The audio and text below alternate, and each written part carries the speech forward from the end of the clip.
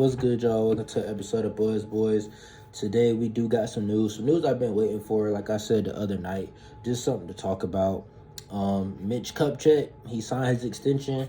So we know going forward, okay, we got a general manager, which is really important because we got to hire a head coach. And we saw what happened with the Cavs. David Blatt. No, not David Blatt. What's the brother's name? I can't even think. But they fired their GM while they were looking for a head coach, and that shit went bad. So that's never what you want to do. I think it's good to make that move, get some stability in the front office, and Mitch has done a good job anyway. But more importantly, he had his interview today. He had to speak to the media, and he dropped a couple bombs. So, I mean, one of the main ones was that, they've interviewed 8 to 10 candidates for the head coaching job, and that they plan on making a decision within the next 2 weeks, and definitely before the draft comes, which is a good sign. Like I told y'all the other night, that might have been last night. I really don't even know, man. All that should be blended together. But Vogel and D'Antoni and Ham seem to be the top three candidates. So we'll see. He touched on Miles Bridges. He said that, they definitely want to re-sign, and that's something that, the front office has been saying the whole year. So, I think that's locked in. I feel like we're going to match anything. He didn't say all of that, but I feel like we're going to match anything to keep Melo and Miles together. Like, we all know they're best friends. He said LaMelo got to get bigger and stronger, become a better two-way player. That's something that we know as well. LaMelo, he do good getting steals and shit, but like you gotta, be able to hold your own outside of that. So, him just getting bigger, stronger, growing into his body, he's gonna be good for years to come. Cause like he did hit a crazy ass growth spurt a few years ago, and it's like you got to get used to that. Like one day you just wake up 6'6", and you was just 6'1" the summer before. Like you got to get used to that. Because sometimes he still play like a little guard if you really watch that shit. Ultimately, Mitch talked about a lot today. He talked about, firing James Borrego. He said ultimately it was his decision to make. He basically went to Michael Jordan to talk about it. Michael Jordan supported him. But so it was basically, Mitch saying like, I wanted to fire bro, and Michael Jordan just backed that shit up. So he went ahead and did it and got his support. He said it was an emotional meeting. It was, that's a tough part of the job.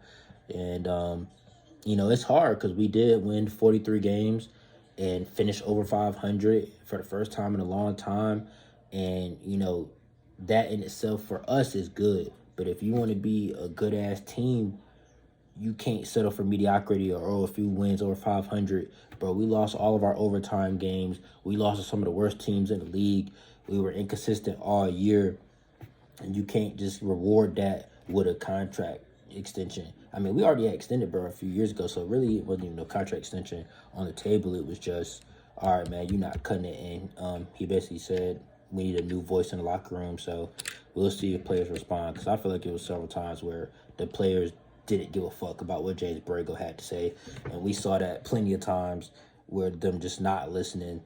And, I mean, when Book Knight literally got in his face and cussed him out right there on the fucking bench. So I knew that this fire was coming. So anyway, he did sign his extension.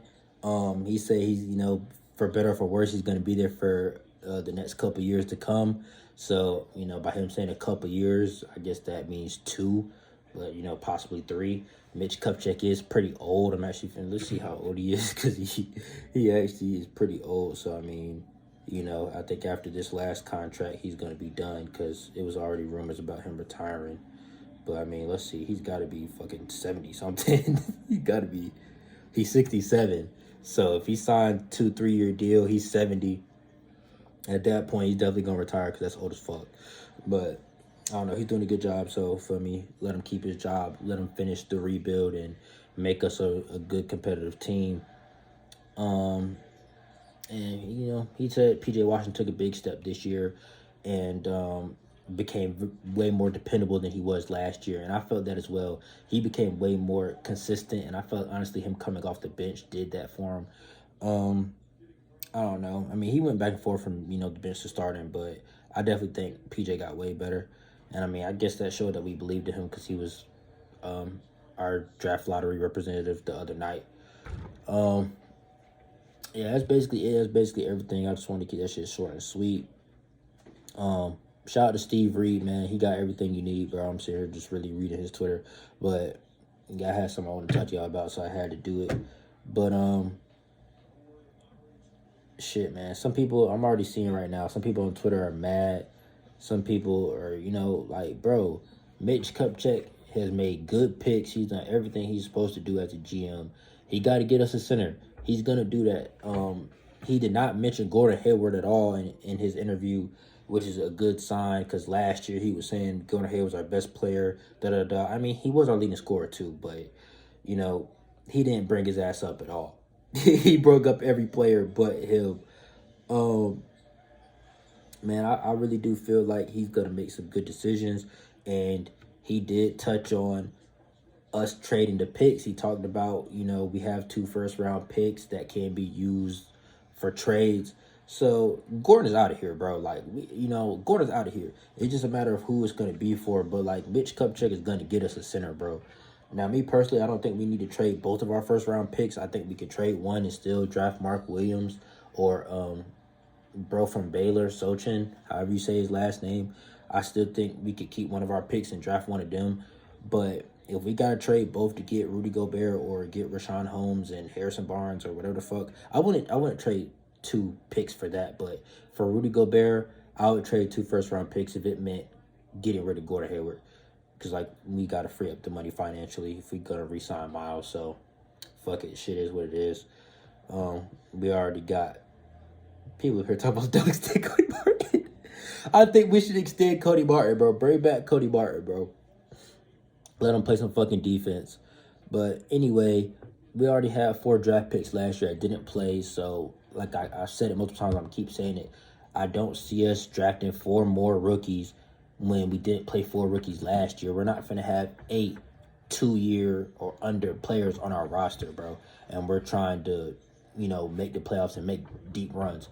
No. So them picks are getting traded for a veteran and most likely Rudy Gobert because we saw the meltdown. Or it could be a sign and trade for DeAndre Ayton because the Suns are dog shit. I don't know, bro. I don't know. It's gonna be interesting to see what Phoenix do because they completely fell apart and Ayton probably up out of there. So I don't know.